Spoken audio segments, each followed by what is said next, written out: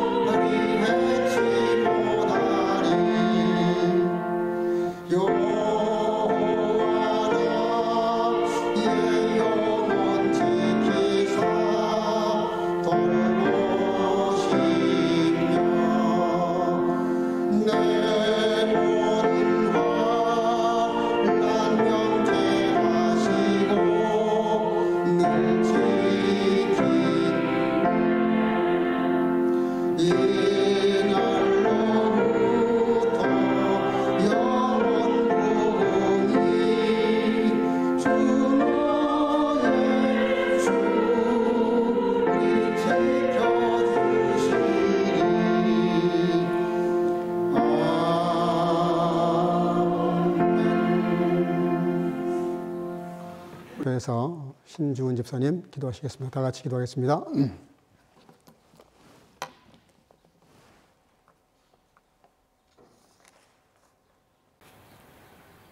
하나님 아버지, 오늘도 주님의 날에 예배의 자리로 불러주시니 감사를 드립니다.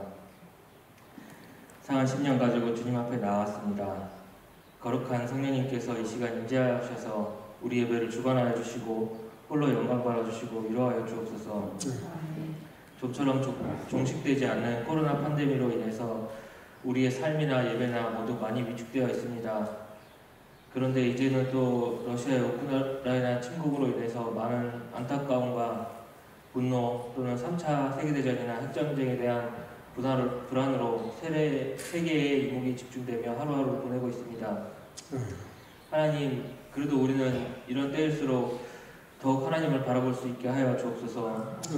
혼란스럽고 낙심되는 때일수록 더욱더 깨어서 다시 오실 주님을 기대하고 참 소망 되신 주님을 깊이 묵상하며 새 힘 얻을 수 있는 은혜를 허락하여 주옵소서. 이 모든 상황들을 허락하신 하나님의 뜻이 어디에 있는지 우리는 잘 알지 못합니다. 그러나 간절히 바라옵기는 무고한 우크라이나 국민들, 특히 전쟁의 비극을 경험하게 된 어린 아이들 불쌍히 여겨주셔서 이 잔인하고 끔찍한 전쟁이 하루빨리 종식될 수 있게 하여 주옵소서. 코로나19도 하루빨리 종식되어서 다시금 마스크를 집어던지고 마음껏 찬양하며 마음껏 성도의 친밀한 교제를 나눌 수 있게 하나님 은혜 베풀어 주시옵소서. 2022년 여름으로 계획된 코스테 사역에도 함께하여 주셔서 많은 청년들이 은혜를 사모하여 모이기를 힘쓰고 하나님의 일에 크게 쓰임받는 일꾼들이 나오는 귀한 사역 될 수 있게 하나님께서 모든 과정마다 개입하여 주시고 인도하여 주시옵소서. 하나님, 참으로 우리 민족을 특별히 사랑하셔서 선교사들이 뿌린 복음의 씨앗이 큰 열매를 맺어 이제는 세계 어디를 가든지 한국인이 있는 곳이라면 꼭 교회를 세우는 그러한 민족이 되게 해주시니 감사를 드립니다. 우리 한인 교회들과 한인들에게 은혜 내려주셔서 우리가 속한 그곳에서 우리가 빛과 소금 같은 역할을 감당하며 하나님의 축복의 통로가 되게 하여 주옵소서.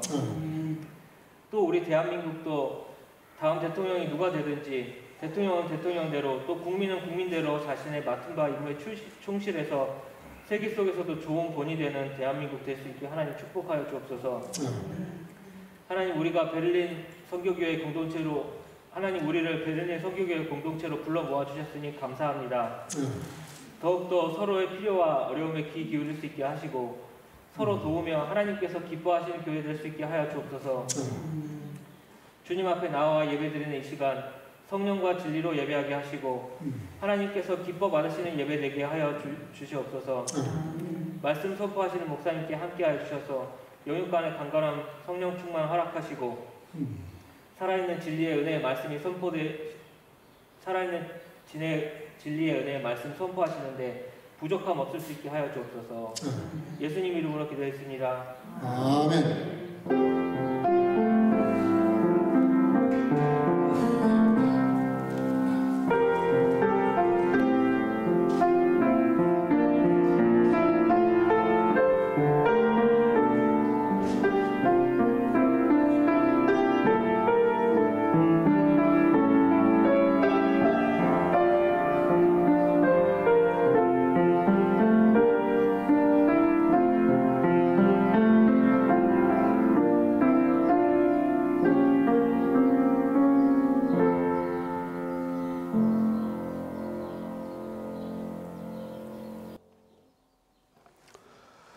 오늘 우리에게 주시는 하나님 말씀 갈라디아서 5장 22절 23절 고린도전서 9장 24절에서 27절 지난주처럼 교독을 하겠습니다. 제가 먼저 읽겠습니다.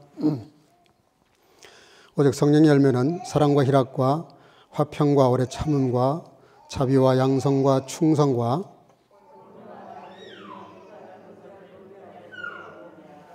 운동장에서 다름질하는 자들이 다 달아날지라도 오직 상하는 자는 하나인 줄을 너희가 알지 못하느냐. 너희도 얻도록 이와 같이 다름질하라.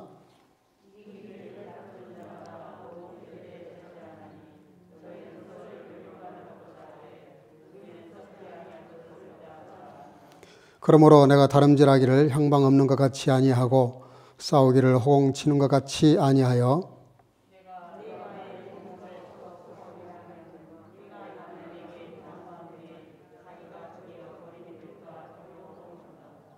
아멘. 자리에 앉으시고 이 시간에는 우리 박세린 자매님 우리를 대표해서 하나님께 찬양으로 영광을 올리겠습니다.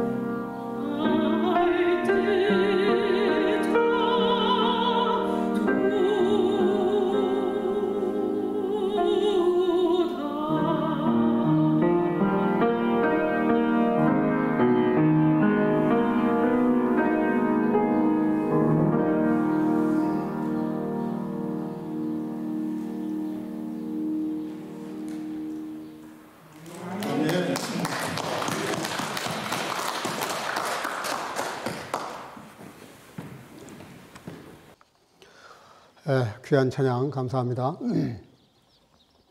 한 여행객이 요르단에 여행을 갔다가 이 경마장에 들어갔다고 합니다. 경마장을 갔는데 기수가 탄 말 2마리가 열심히 달리는데 뭐 얼마나 빨리 달리는지 참 관심 있게 이렇게 보고 있는데 한 가지 좀 자세히 보니까 이상한 게 보이더래요.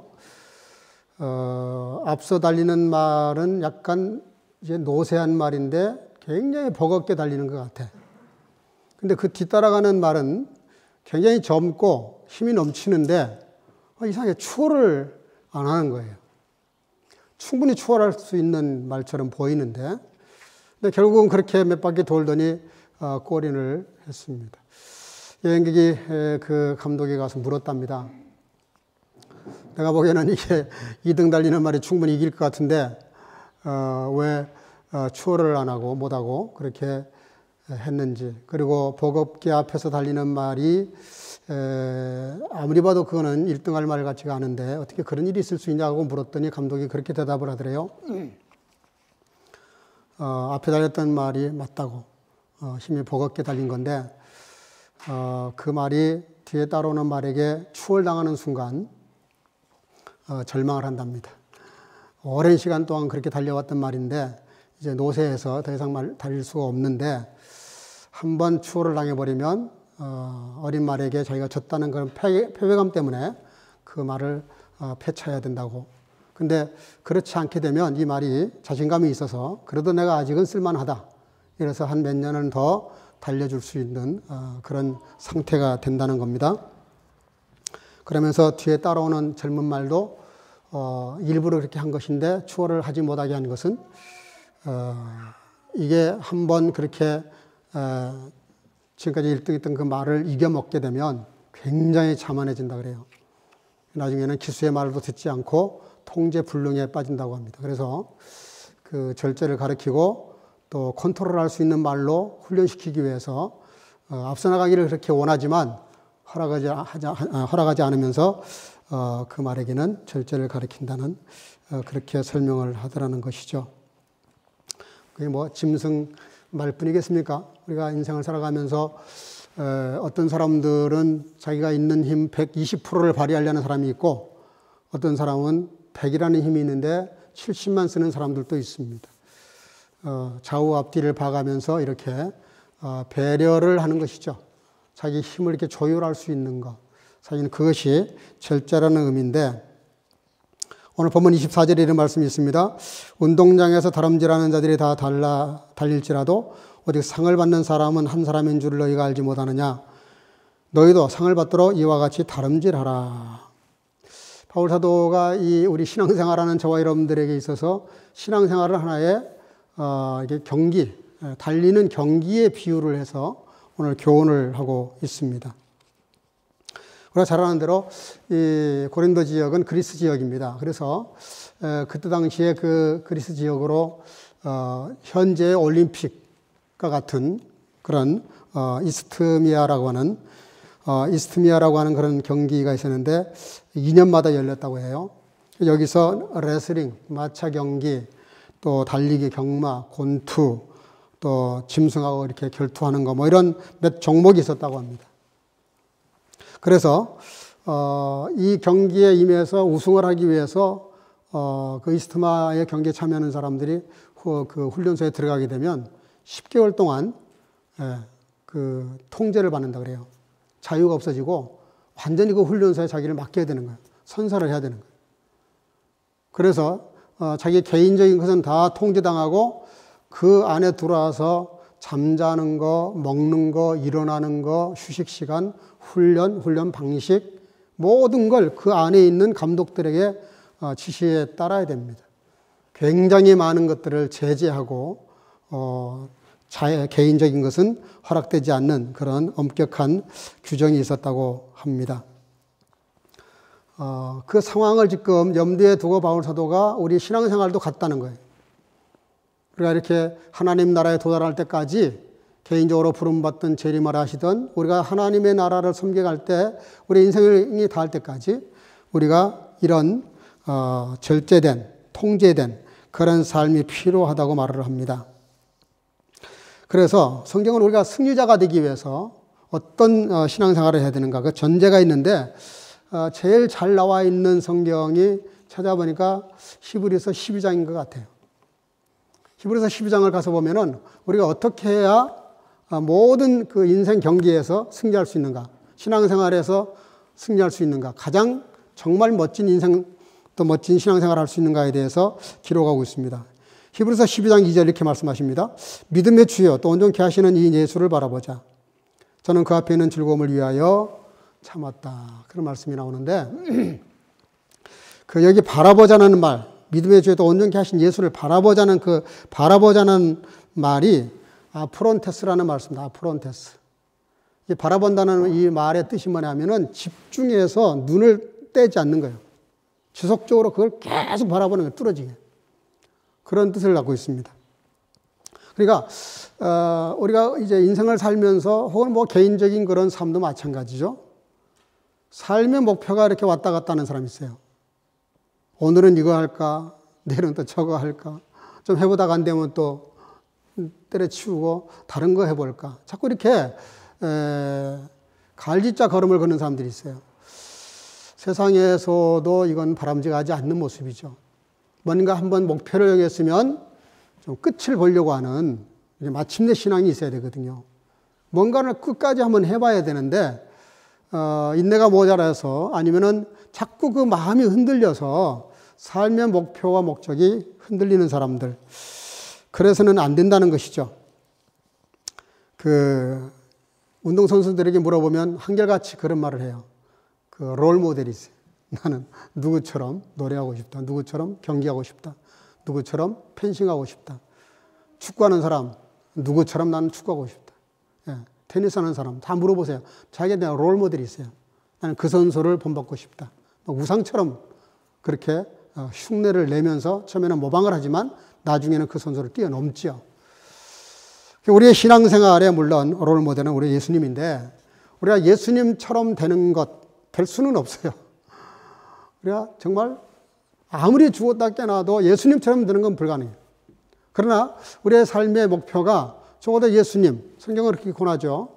예수님의 장성한 분량까지 이르도록 힘쓰라 그렇게 말씀하시고 우리의 모든 삶의 기준과 목표와 목적과 그리고 이유와 그리고 우리들의 가장 본이 되는 분은 예수님이신데 이 목표를 분명히 하셔야 됩니다.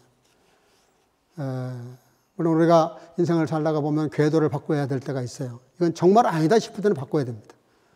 그러나 바꾸기 전까지는 정말 많은 고민과 자기 셀프 컨트롤이 필요합니다.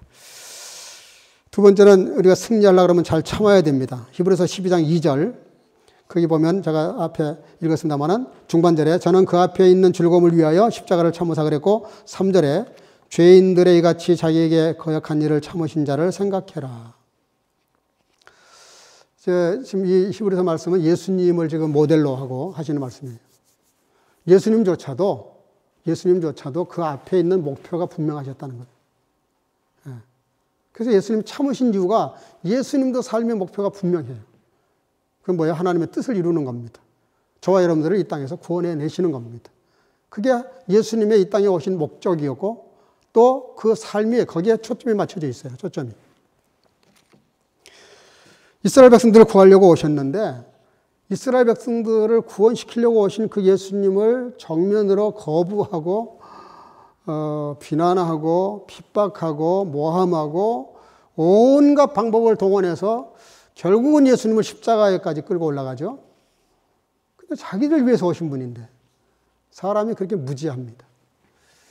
자기 앞에 메시아가 와 계시고 자기 앞에 하나님이 와 계시는데 그걸 못 알아보는 거예요. 사람이 눈에 뭔가 이게 띄게 되면 그게 좋은 거는 콩깍지라 그러지. 근데 좋지 않는 네거티브한 그런 어떤 이게 프레임에 딱 씌우게 되면 시각이 확 돌아갑니다. 요즘 한국 대선을 보니까 프레임 전쟁이에요. 프레임. 두 후보가 보니까 비슷비슷한데 그래도 깊이 들어가 보면 딱 보입니다. 어떤 대선 후보가 더 심각한 문제가 있고 어떤 후보가 좀 덜 심각한 건지. 근데 지금은 안 따져요. 무조건 내 편이면 다 눈 감아지고 상대방이면 무조건 죽일 사람이에요. 근데 조금만 좀 들여다보면, 객관적으로 들여다보면 딱 보입니다. 아, 이 사람은 절대 대통령 되면 안 되겠구나. 아, 이 사람은 정말 대통령이 돼야 되겠구나. 딱 보이는데 프레임에 한번 걸려버리면 그걸 따지지 않아요. 참 불행한 겁니다. 프레임에 걸리는 거는 아주 위험한 거예요. 정말 객관적인 그런 시각이 필요하고 그 기준이 바로 성경이에요. 하나님 말씀에 충실한 사람들은 그게 다 보입니다. 승리를 잘하려고 그러면은 여러분들 예수님처럼 이스라엘 백성들을 구하라고 오셨는데 그 백성들이 자기를 거부해요. 그 백성들이 자기를 침뱉고 비난하고 욕하고 채찍질을 가하고 십자가까지 몰고 갔으니까 인간의 무지가 얼마나 큰 겁니까? 그러니 뭐 대통령 선거하면서 후보를 잘 못 알아보는 건 너무 어떻게 보면 지극히 당연해요. 그냥 지방으로 갈리고 출신으로 갈리고 이리저리 막 4분 5일이 돼가지고 대선 후가 더 걱정이 될 정도로 그렇게 프레임에 걸려 넘어가는데 정신을 차려야 될 때인 것 같고 우리 예수님께서는 그럼에도 불구하고 그걸 다 이겨내십니다.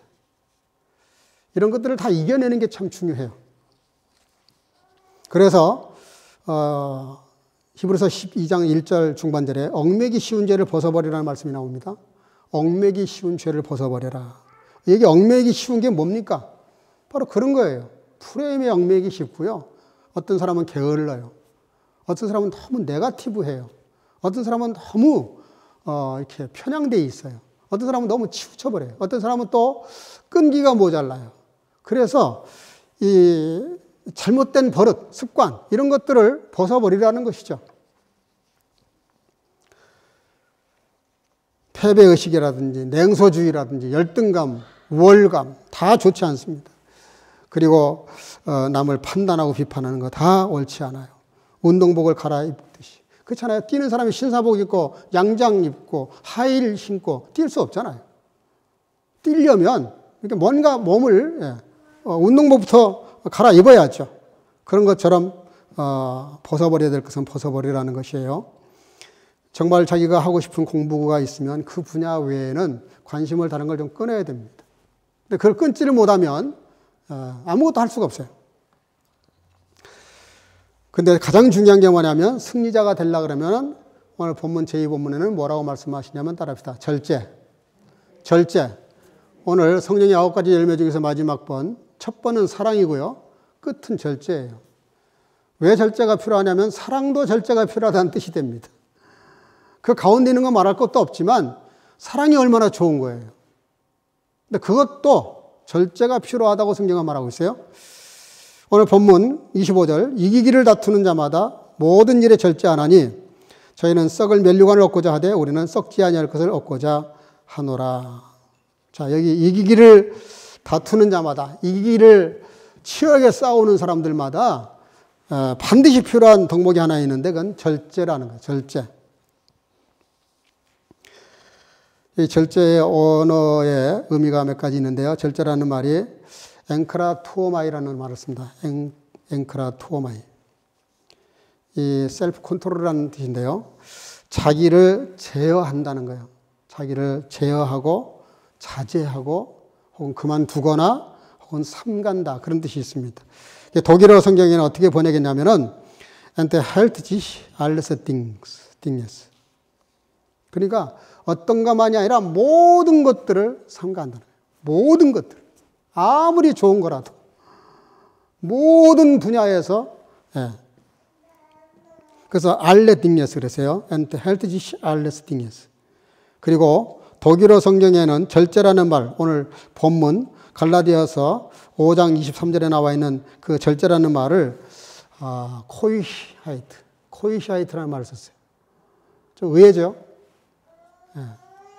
코이샤이트라는 게 뭐냐면요, 어떤 이성적인 것들을 이렇게 누르는 겁니다. 억누르는 겁니다. 순결을 유지하는 거예요. 그걸 절제라 그랬어요. 좀 의외의 단어를 쓰고 있습니다. 라틴어로는 카스티타스라는 말을 씁니다. 카스티타스. 카스티타스라는 말은 종교적으로, 이성적으로 이렇게 자제한다는 거예요. 그거를 잘 관리한다는 뜻입니다.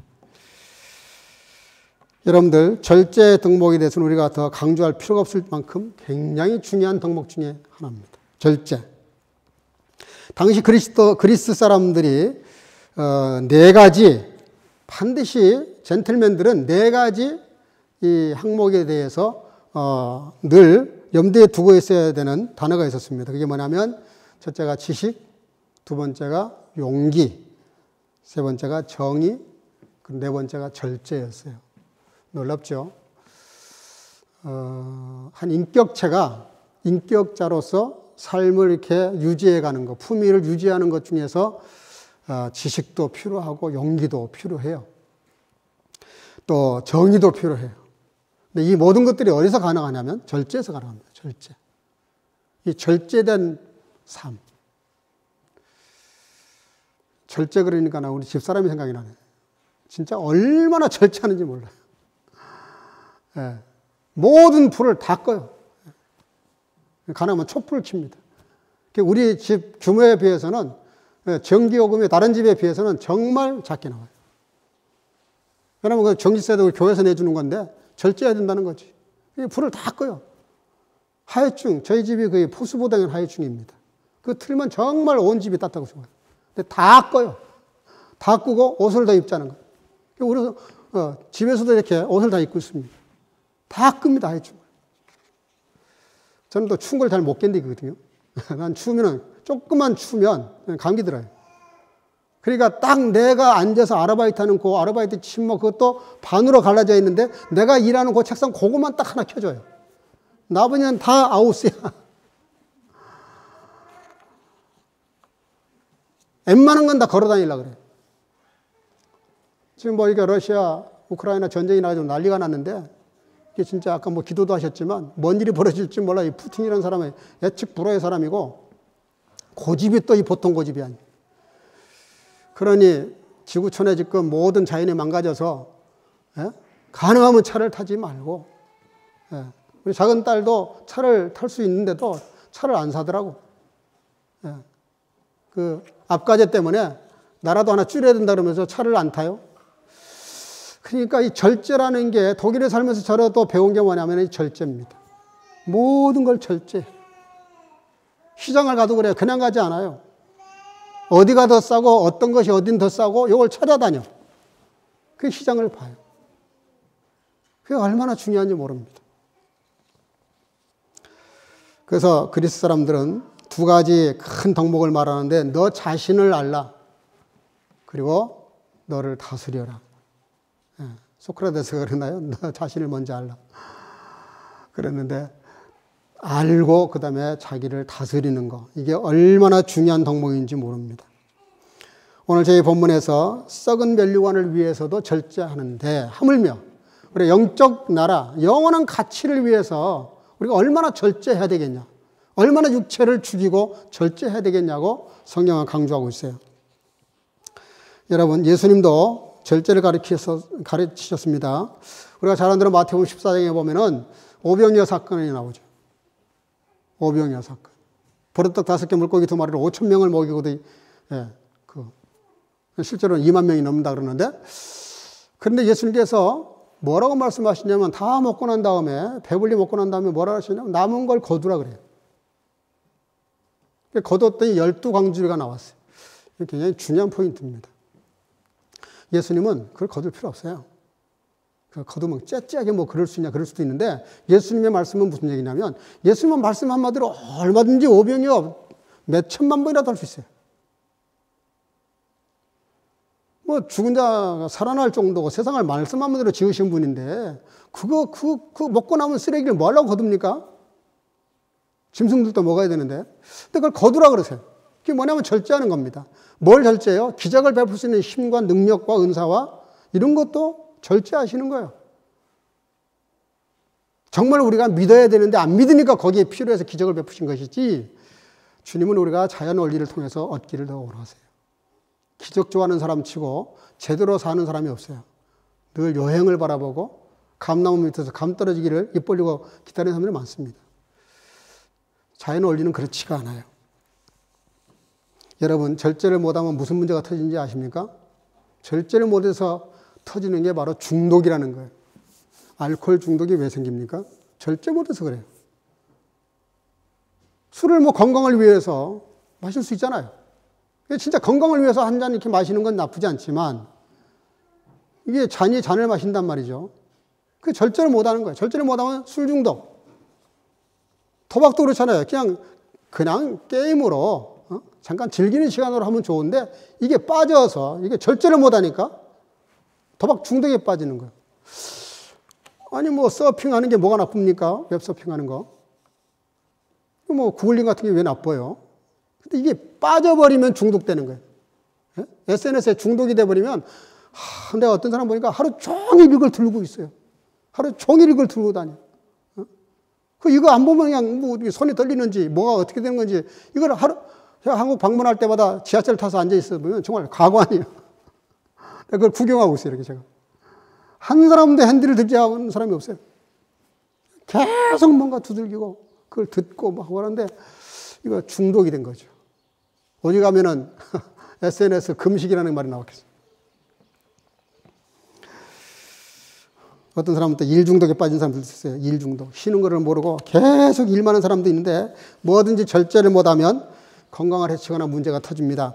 여러분, 서너 가지, 오늘 절제 생활 서너 가지만 좀 이야기하고 말씀을 정리하려고 하는데요. 야고보서 3장 6절에 이렇게 말씀하십니다. 혀는 곧 불이요 불의의 세계라. 혀는 우리의 지체 중에서 온 몸을 더럽히고 생에 받기를 불사르나니 그 사르는 것이 지옥불에서 나느니라. 야고보서 3장 2절. 우리가 다 실수가 많으니 만일 말에 실수가 없는 자면 곧 온전한 사람이라. 능히 온 몸에 굴레 씌우리라. 여러분들, 절제할 것 중에 하나가요, 말입니다. 말.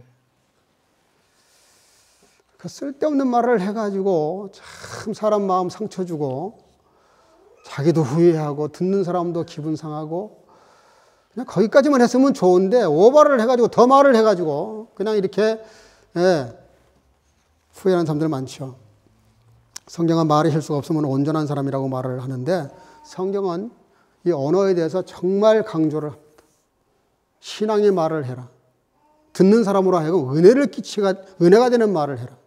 그 말은 은혜 안 되는 말을 하지 말라는 뜻입니다. 특별히 남을 비판하는 말, 흉보는 거, 아주 사악한 일이에요. 만약에 그 당사자가 듣는다고 생각을 해보세요. 아니, 상대방이 나를 두고 그렇게 말한다고 하면 입장을 한번 바꿔보세요. 역지사지 한번 해보세요. 내가 지금 남을 막 비난하고 함부로 말하는데 그게 나를 누가 그렇게 말한다고 한번 생각을 바꿔보라고. 얼마나 불쾌하고 기분 나쁘고 그 사람이 신뢰가 떨어지겠어요. 저 사람이 그거밖에 안 되고 나하고 관계가 그거밖에 안 됐나? 이 모든 관계를 깨는 것이 그래요. 말 한마디에 천냥빚을 갚는다는 말이 무슨 뜻입니까? 잘못하면 천냥빚을 진다는 뜻이에요. 우리가 말을 참 조심해야 되는데 이런 말이 있어요. 좌중담소 신상구라는 말이 있습니다. 서로 앉아서 담소를 할 때 뽕나무와 거북이를 조심하라 그런 말인데요. 이 말이 나온 유래가 있어요. 어떤 그 동네에 그 효도하는 아들이 있었는데 아버지가 죽을 병에 걸렸어요. 여러 가지 방법을 찾다가 누구한테 그 비결을 들어.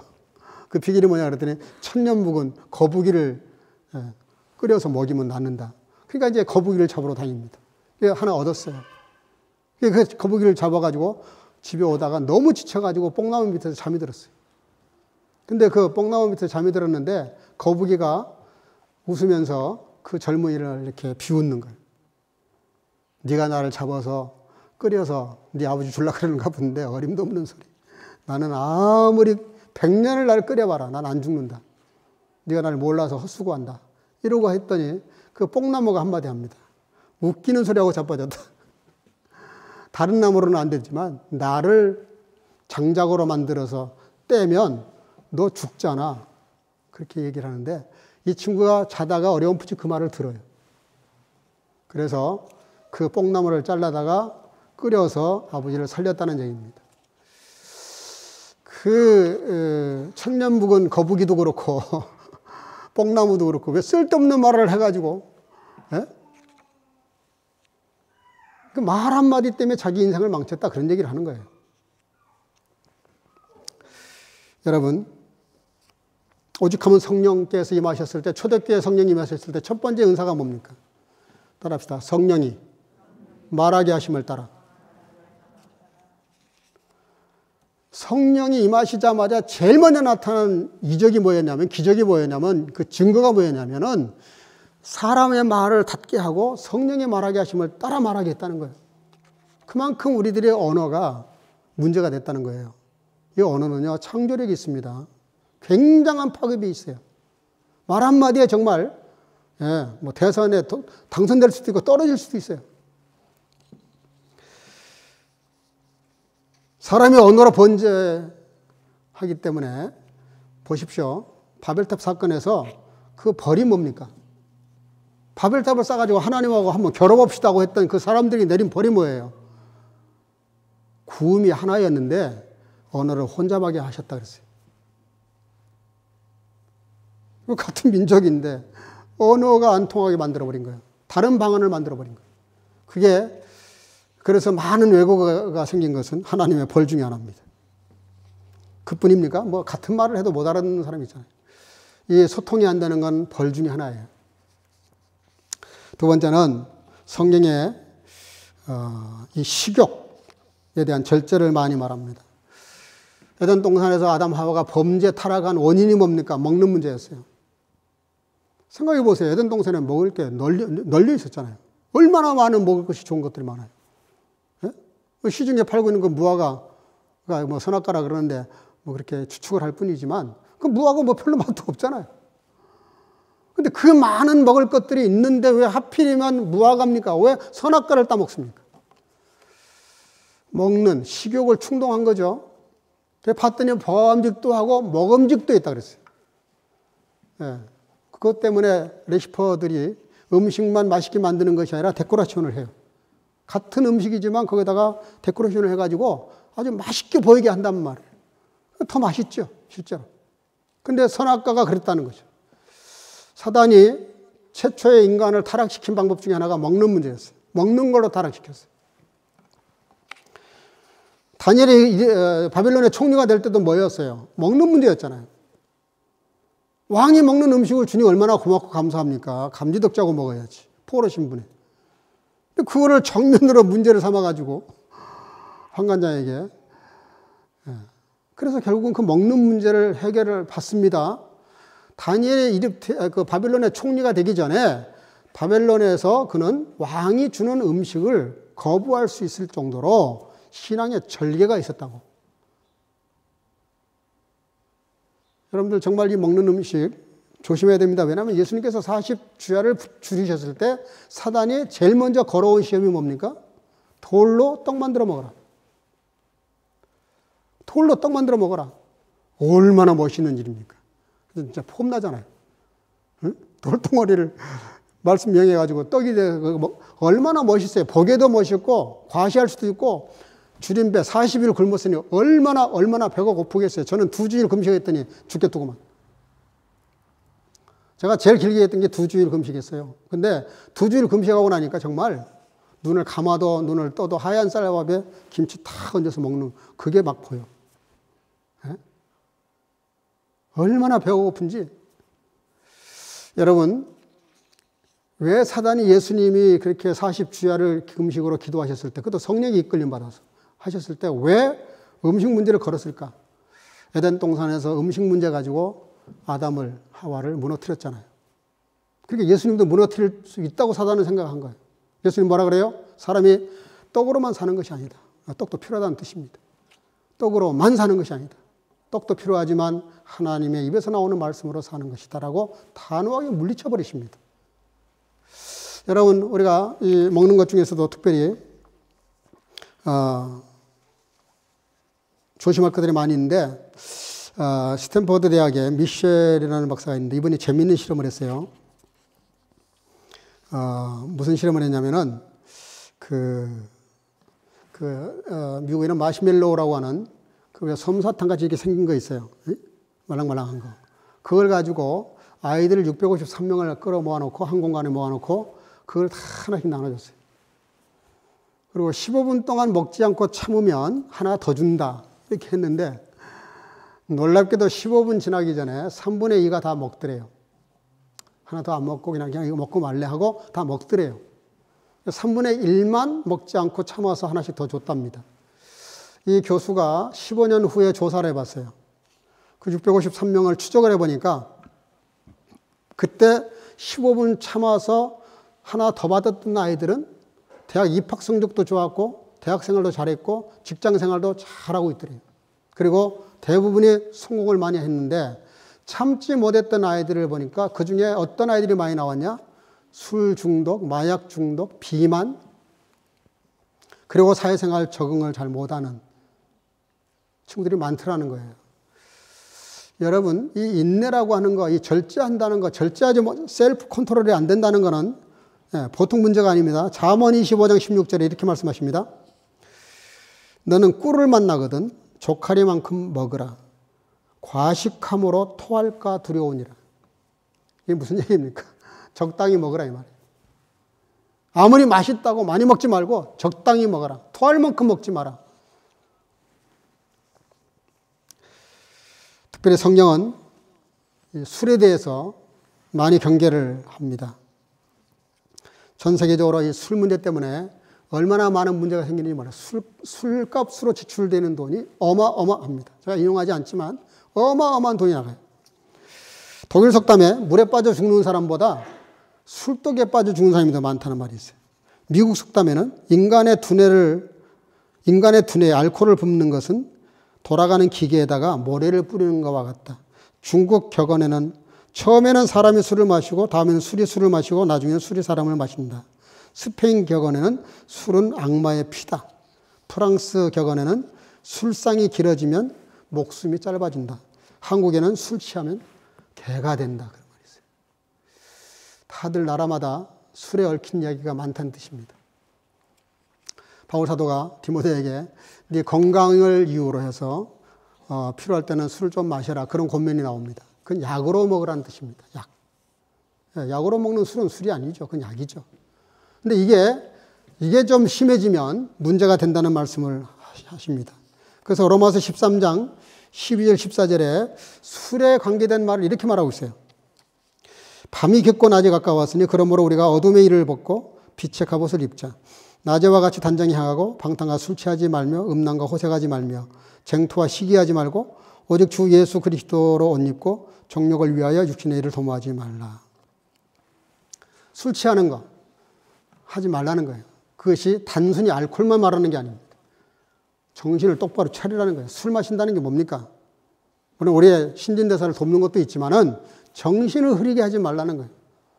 깨어 기도하라는 것이죠. 그러면서 성경은 절제에 대해서 물질에 대한 절제를 말씀하십니다. 물욕. 이 물질에 대한 욕심. 참 그 아시아 사람들만큼 비교적 그래요. 비교적. 서양 서구 사람들보다는 아시아 사람들은 이 물욕이 참 강합니다. 서구 사회에서 잘 산다는 의미는 경제적인 문제가 아니에요. 삶의 패턴을 잘 만들어서 규모 있게, 질서 있게, 적절하게 잘 안배해서 모든 면에서 이렇게 무난하게 사는 걸 잘 산다 그렇게 말하는데 한국을 비롯해서 모든 이 아시아 존에는 그게 유교 사상 때문에 그럴 거예요. 물질이 많아야 잘 산다고 생각해요. 저 집 잘 살아 이 말은 돈이 많다는 뜻이거든요. 아주 잘못된 생각입니다. 아주 지극히 성경적이에요. 잘 산다는 말을 그렇게 해석해도 안 되고 그렇게 이해해도 안 되고 그렇게 만들어도 안 되고 그런 분위기를 깨야 됩니다. 제일 불쌍한 사람이 누굽니까? 수십조 재산을 놓고 재산을 가지고 있는 사람이 하루 세 끼도 못 먹고 한 끼도 겨우 먹어가면서 죽어가는 사람들. 그럼 뭐 하는 짓입니까? 그 돈 벌려고 평생 하다가 건강을 해쳐가지고 마지막에는 그렇게 죽어요. 이게 얼마나 불쌍한가. 그건 정말 가난한 사람이에요. 그건 절대 잘 사는 게 아닙니다. 부자가 아니에요. 네. 경제 문제를 잘못 다루면 안 됩니다. 성경에는요, 성경에서 수백 번, 수천 번 이 경제 문제를 다루고 있어요. 경제 문제. 그 물질에 대한 설교를 하면은 목사님 헌금 설교한다 그러니까 목사님들도 이 물질에 대한 이 경제에 대한 설교를 거의 안 하시는데 한번 해보고 싶어요. 저는 쭉 시리즈로 그냥 이 경제 문제를 잘 다뤄야 됩니다. 왜냐하면 우리가 삶에서 이 경제 문제는 굉장히 중요하거든요.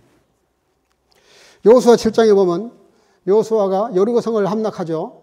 1바퀴 돌아가지고. 그리고 그 다음 성이 아이성이었는데 지극히 작은 성이에요. 정말 군사 3천이면 충분히 이길 수 있는 게임인데 집니다. 져요. 나중에 알고 보니까 뭐였어요? 아간이 노획한 물건 중에서 금덩어리, 은덩어리를 감춘 거예요. 노투, 이렇게 요즘 말로 말하면 이렇게 외투한 벌. 나중에 알고 보니까 그것 때문에 전쟁이 친 거예요. 이게 뭘 교훈하려고 합니까? 모든 공동체가 한 목표를 향해서 가고 있는데 사심을 가졌다는 뜻이에요. 사심을. 개인적인 사감을 가지고 자기 이기적인 삶을 살았다 이런 뜻입니다. 그럼 공동체가 깨지는 것이죠. 공동체 생활이라는 건 전체를 위해서 나를 이렇게 좀 내려놓고 자제하고 절제해서 모두에게 맞추는 것이어야 되는데 아간이 거기서 엉뚱한 짓을 한 거예요. 그중에서도 물질을 빼낸 거예요. 생각해 보세요. 12제자 중에서 가룟 유다. 제일 똑똑한 사람이에요. 근데 어떻게 스승을 은 30냥에 팔아버립니까? 뭐 다르게 많은 영적인 해석이 필요한 얘기지만 그러나 단면적으로 보면 물질에 대한 욕심이 생긴 거예요. 예수님을 은 30냥에 팔았다는 말이 성경을 의하게 하려고 하는 것도 있지만은 성경을 뭘 말하려고 하는 거예요? 물욕이 사람의 인격을 망가뜨린다는 뜻입니다. 아나니아 삽비라도 마찬가지예요. 하나님께 드리기로 하고 재산을 팔았으면 갖다 바치면 되는데 바치려다가 갑자기 그 중에서 욕심이 생기니까 돈을 뺐어요. 아니 팔기 전에도 자기 것이지만 팔아서 바치려고 마음을 먹었고 바치려고 마음 먹었으면 이제 그때부터는 벌써 하나님 거예요. 근데 거기서 돈을 뺐다는 말은 하나님의 헌금을 훔쳤다는 뜻밖에 안 돼요. 그것 때문에 얼마나 엄청난 결과를 만들어냅니까? 두 부부가 다 죽잖아요. 성경이 왜 그런 걸 기록합니까? 일부러? 물질에 대한 절제하는 마음, 물질을 다스리는 마음을 가지라는 거예요. 물론 우리 그리스도인들이 돈을 많이 벌어야 돼요. 그래서 선한 사람 많이 하지. 응?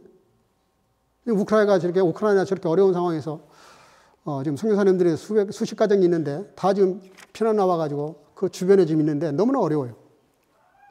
우리가 이렇게 선한 사역을 많이 하기 위해서는 돈을 많이 벌어야 되지만 더 중요한 게 있습니다. 돈을 많이 못 벌어도 괜찮아요. 중요한 건 물질을 다스려야 됩니다. 다스려야 돼요. 그 다스리는 것이 뭐예요? 그게 11조 제도입니다. 이 물질이 주님께로부터 왔다는 거, 그걸 인정하는 게 11조거든요. 11조 가지고 무슨 해석을 해도 다 좋아요. 다 맞는 말이에요. 그러나 그 중에 핵심이 뭡니까? 이 모든 것들이 주님께로부터 왔다. 이게 다 주님 것이다. 그걸 고백하는 게 11조예요. 그것이 선악과였어요. 선악과도 하나님의 것이잖아요. 다른 것도 다 하나님의 것이었잖아요. 근데 다 우리에게 주셨잖아요. 선악과 따먹지 말라고 하는 이유가 뭐예요? 아까워서 그런 겁니까? 그게 아니죠. 그 나무를 볼 때마다, 그 선악과를 볼 때마다 이 모든 게 하나님이 지어서 나에게 그냥 선물로 주신 것이다. 이거 잊지 말라는 거잖아요. 그러면 우리에게 부여의식도 주시는 거고, 이 하나님께로부터 왔으니까 하나님과 나와의 관계가 얼마나 깊어지겠어요. 그런 의미거든요. 그래서 이 물질을 잘 다스리는 거 얼마나 중요한지 모릅니다. 그것이 셀프 컨트롤이에요. 컨트롤하는 거예요. 성령으로, 오늘 성령의 열매로서의 절제를 말합니다. 내가 인격 도야를 하고 뭐 훈련을 하고 단련시키고 수양을 해서 만들어지는 인격이 아니고 성령의 지배를 받고 성령의 통제를 받으면 모든 것들이 절제가 가능해진다는 거예요. 셀프 컨트롤이 된다는 거예요. 근데 셀프 컨트롤이 아니라 성령 컨트롤이에요. 하일리게 가이스트 컨트롤이 되는 거예요. 성령께서 나를 컨트롤하셔서 모든 걸 절제하게 만들어요. 그 결론이 뭡니까? 히브리서 12장 11절. 무릇 징계가 당시에는 즐거워 보이지 않고 슬퍼 보이나 후에 그로 말미암아 연단한 자에게는 의의 평강한 열매를 맺나니. 갈라디아서 6장 9절.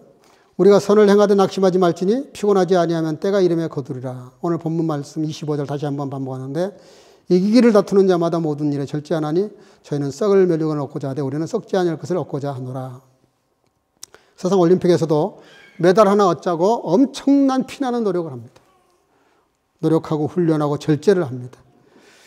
하물며 우리가 영적 멸류관을 받아 쓰기 위해서 어떻게 살아야 될 것인가?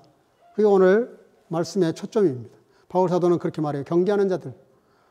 올림픽 경기를 빗대어서 우리 교훈을 하십니다. 목표가 분명해야 되고 그것을 인내하고 참고 그리고 끈기를 가지고 범사에 자기를 통제해야 된다는 거예요. 성령으로 자기를 통제할 때 말씀을 받아 말씀과 성령으로 통제를 받아서 자기를 잘 이렇게 절제할 때, 그럴 때 성령의 열매인 절제가 맺어진다고 말씀하십니다. 저와 여러분들이 절제, 성령의 절제 은혜를 통해서 저와 여러분들이 멸류관 받아 쓰는 여러분들 되시기를 주 이름으로 축복합니다. 기도하겠습니다. 사랑과 은혜가 충만하신 아버지 은혜 감사합니다. 이 시간도 주 앞에 나와 예배하는 시간에 성령의 9가지 열매 중에 마지막 열매인 절제에 대해서 말씀을 들었습니다. 나는 할 수 없지만 성령께서 말씀으로 내 속에 역사하시고 좌종하시고 임재하셔서 나를 컨트롤해 주시고 통제해 주셔서 아버지 하나님 절제할 수 있는 힘을 허락해 주셔서 절제의 열매를 맺어가기에 부족함이 없도록 함께해 주실 줄로 믿사옵고 예수님의 이름으로 기도하옵나이다. 아멘. 찬송가 391장을 부르겠습니다.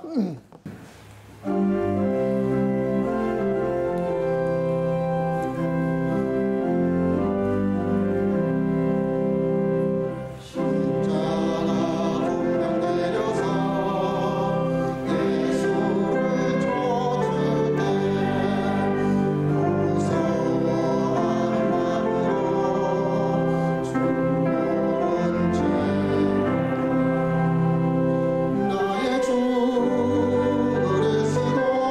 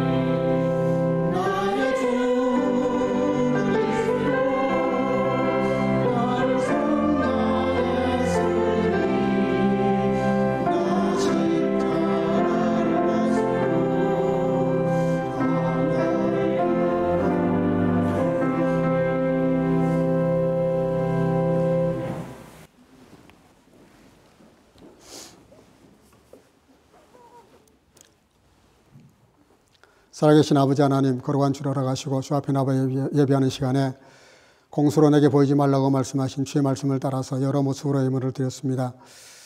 11조를 드리는 성도들, 모든 것이 주님 것인 것을 고백하고 인정하고 감사하는 마음으로 드리는 모든 자들에게 그렇지 않은 인생보다 더 차고 넘친 인생을 살아갈 뿐만 아니라 늘 만사를 주께서 형통케 하셔서 아버지 하나님의 넉넉한 물질도 허락해 주심으로 그것을 가지고 많은 사람들을 부유하게 하고도 베푸는 삶을 살아갈 뿐만 아니라 스스로 부유한 인생을 살아가기에 부족함이 없도록 시와 때를 따라 돕는 은혜를 통해서 충만하게 채워주시기를 원하옵고, 또 감사가 신앙의 끝이라고 하시는데 감사하는 모든 자들에게 더 큰 감사의 문을 열어주시기를 원하옵고, 또 아버지 참으로 죽어가는 영혼들을 주 앞으로 돌아오게 하는 구령사업을 위해서, 목회사역을 위해서, 여러 가지 많은 선교사역을 위해서 선교와 구제연금을 드리는 모든 성도들 함께 하시고, 특별히 우크라이나 어려운 형편에 빠져 있는 선교사님들 가정과 또 아버지 피난민들과 여러 가정들을 돕기 위해서 헌금을 드리는 모든 성도들 함께 하시고, 또 아버지 하나님이여 주령금을 드리는 성도들, 어린 생명들 다 함께 하셔서 주님과 동행하며 승리케 하시고, 특별히 어린 생명들 말씀으로 잘 자라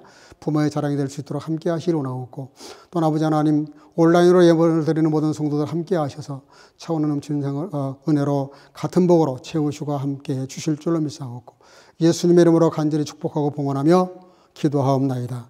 아멘. 예, 몇 가지 안내 말씀을 좀 드리겠습니다. 오늘 이렇게 많이 나와서 대면 예배 드리게 돼서 참 감사하고, 또 온라인으로 사정이 예치못해서 드리는 분들도 감사하게 생각을 합니다. 혹 사정이 생겨서 못 나오면 반드시 집에서 영상으로 예배 드려주시기를 바랍니다. 지난주에 이렇게 러시아가 우크라이나 무력 침공을 해서 지금 전세가 굉장히 어렵게 가고 있고, 또 여러 가지 딜레마에 빠져 있는 것 같아요. 서방 세계에서 제재를 하는 것도 한계가 있는 것 같고, 또 이것이 잘못되면 3차 대전으로 갈 수도 있기 때문에 지혜롭게 하고 있는 것 같은데, 어쨌든 우리가 지금 기도해야 될 부분은 종전을 위해서 기도해야 되겠고, 더 이상 피해자가 나오지 않도록 기도해 주시고, 특별히 선교사님들 가정이 그 근처 나라로 피신 나와 있습니다. 그분들에게 우리가 좀 도움을 드려야 되는데, 최선을 다해서 여러분들이 좀 구제연금을 3월 한 달 동안 해 주시기를 바랍니다. 또 이번 주 수요 성경 공부 처음으로 7시에 줌으로 성경 공부를 합니다. 우리 교회 성도님들 단톡방에 그 사이트가 올라오면 클릭하셔서 다 들어오셔서 수요 성경 공부에 모두 참석해 주시기를 바랍니다. 우리 학생들도 다 들어오셔서 같이 동참해 주시기를 바랍니다. 그리고 이번 주 금요일부터는 이 자리에서 여기서 대면으로 금요 기도를 합니다. 그리고 사정이 예의치 못한 분들만 집에서 줌으로 할 수 있도록 그렇게 동시에 대면 그리고 줌 온라인으로 이렇게 하겠습니다. 그래서 온라인으로 이렇게 할 때 어떤 것으로든 다 참석해 주시기를 바랍니다. 그래서 우리가 이 어려운 때에 좀 기도에 힘써 주시기를 바라고, 어떤 분들 보면 아예 빠져 있는 분들이 있어요. 그건 안 됩니다, 여러분들. 선교가족으로서 어떤 방식으로든 참석을 해 주셔서 이렇게 대면 예배에 나오시던가 아니면 줌으로 온라인으로 참석해 주시기를 바랍니다. 그래서 같이 말씀을 묵상하고 기도할 수 있기를 바랍니다. 예, 나머지 광고는 참고하시고, 특별히 신약성경 통독하는 거 우리 40일 동안 꼭 통독해 주시기를 바랍니다. 열심히 읽고 은혜 받을 수 있기를 바랍니다. 예, 우리 옆 사람과 인사합시다. 성령으로 절제 열매를 맺읍시다. 예, 주님의 이름으로 사랑하고 축복합니다. 예.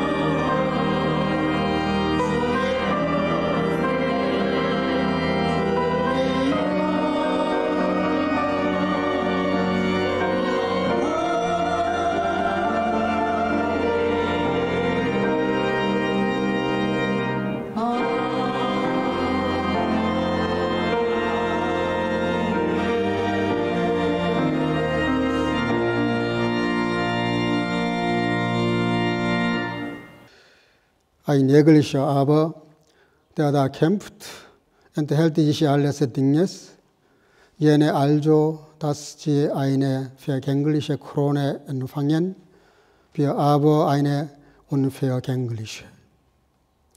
Die Gnade unseres Herrn Jesus Christus und die Liebe Gottes und die Gemeinschaft des Heiligen Geistes sei mit euch allen.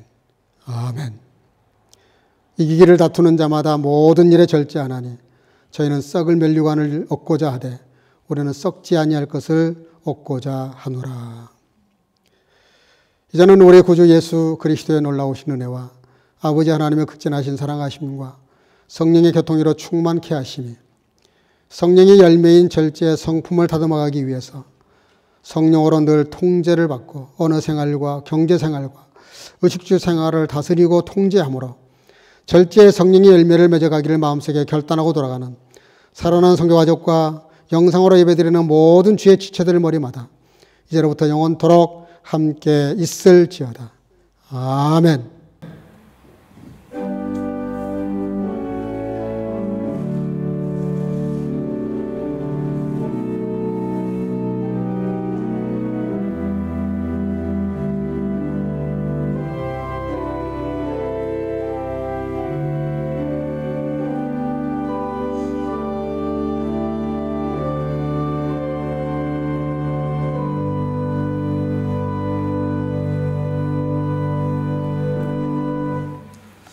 하시고요.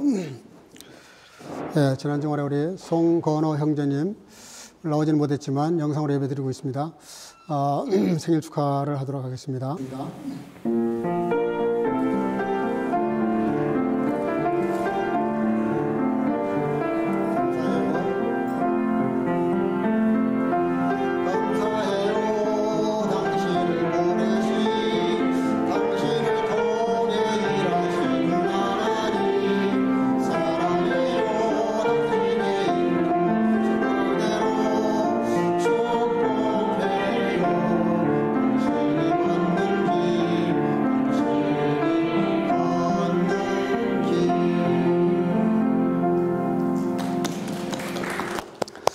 한 주간도 절제 성령의 열매를 맺어가는 한 주간 되시기를 바랍니다. 나가실 때 규칙대로 손을 씻고 나가 주시기를 바랍니다.